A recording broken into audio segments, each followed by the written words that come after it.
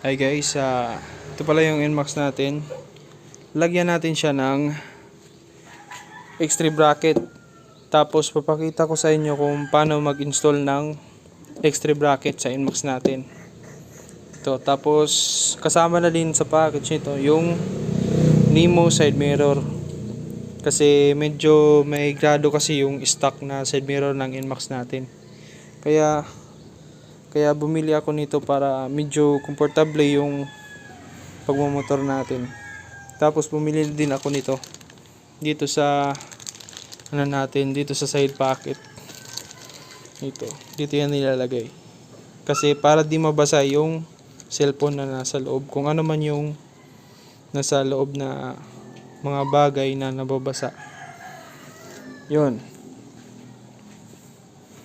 So, simulan na natin mag-install. Let's go!